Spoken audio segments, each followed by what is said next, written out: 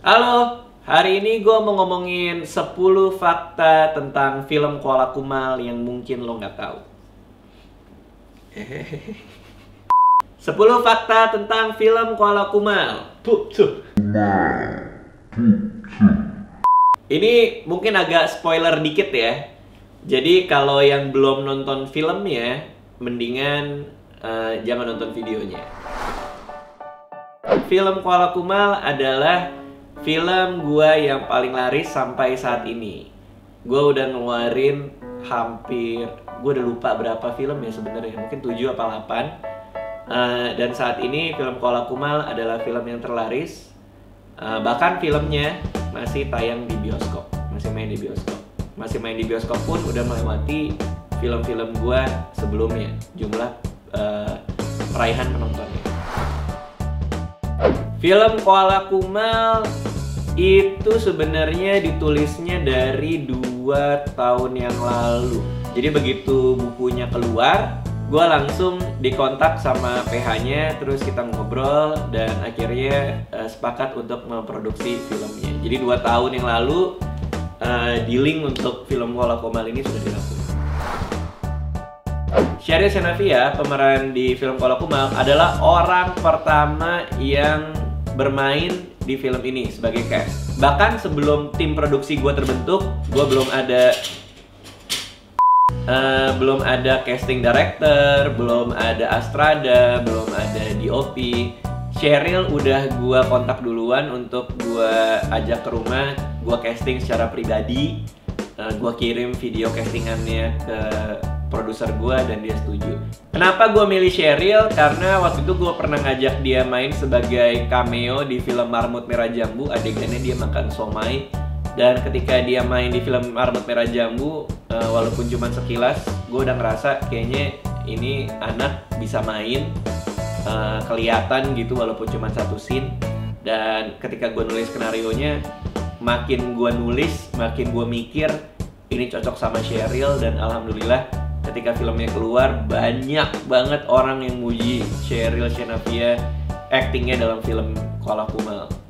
Hampir kemana-mana kalau orang bilang ke gue udah nonton film Koala Kumal, pasti hal kedua yang mereka bilang selanjutnya adalah Sheryl mainnya keren banget. Dan emang dia bagus banget mainnya di situ, actingnya bagus banget. Kayaknya dia akan jadi the next big thing di perfilman Indonesia.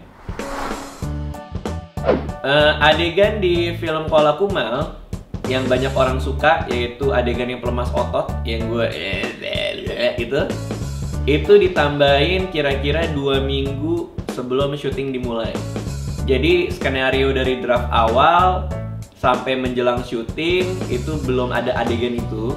Tapi begitu gue di rumah, gue lagi reading bareng Sheryl, gue mikir kayaknya di belakang kalau ditambahin sesuatu yang komedi bakal lebih pecah filmnya. Dan akhirnya gue tulis adegan pelemas otot. Jadi itu bahkan belum ada di skenarionya sampai 2 minggu sebelum syuting. Ketika syuting film Koala Kumal, gue lagi flu berat. Jadi suara gue bindeng. Ketika gue syuting di beberapa adegan di hari-hari awal, itu suara gue sebenarnya udah kayak banci, itu bindeng banget. Cuman sound recordisnya Aan di lapangan bisa memanipulasi rekamannya sedemikian rupa sehingga ketika gue preview suara gue terlihat normal aja. Padahal di lokasi tuh bindeng banget, setiap kali ngomong tuh sengau. Tapi ternyata hasil akhirnya nggak jadi masalah. Gue suka banget sama mobil Mini Cooper. Dan gue pengen banget suatu saat mengendarai mobil Mini Cooper, cuman nggak kebeli-beli. Sehingga ketika gue lagi nulis skenario film Koala Kumal, gue langsung mikir gimana kalau mobilnya si karakter ini adalah Mini Cooper, supaya ketika gue lagi syuting gue bisa nyobain test drive sekalian. Dan akhirnya itulah yang gue masukin ke skenario. Jadilah mobil karakter gue adalah mobil Mini Cooper. Banyak komedi-komedi dan jokes yang ada di lapangan, yang diciptakannya ketika di lapangan.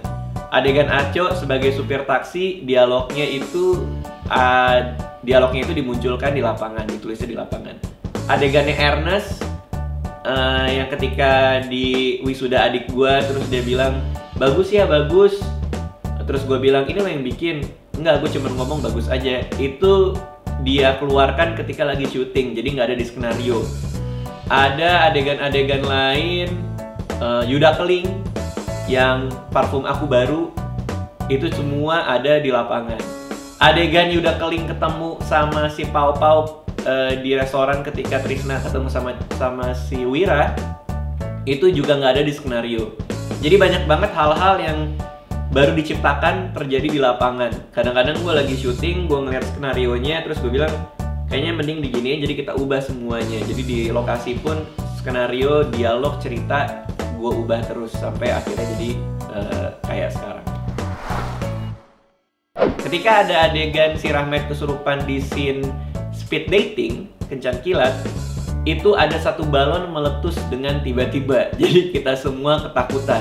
Jangan-jangan ada sesuatu gitu, jangan-jangan ada hantunya beneran. Film Koala Kumal adalah film yang paling santai yang gue kerjain.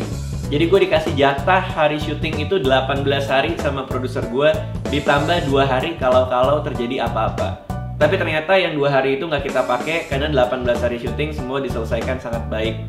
Nggak ada pulang pagi, di atas jam 2, jam 3 tuh nggak ada. Dan syuting semua relatif nggak ada masalah sama sekali. Kinara, yaitu salah satu nama karakter yang ada di film gue, itu diambil dari restoran India yang gue lagi sering makan. Jadi ketika gue lagi nulis skenarionya, nama ceweknya siapa ya? Oh, gue lagi sering makan di restoran namanya Kinara. Kinara aja. Itulah asal-usul kenapa nama Kinara bisa ada di skenario film gue. Udah, itu aja. Terima kasih yang udah nonton. Mudah-mudahan kalian semua nyambung dengan apa yang gue coba bilang tadi. Buat yang nonton film Koala Kumal pasti, oh ternyata gitu ya.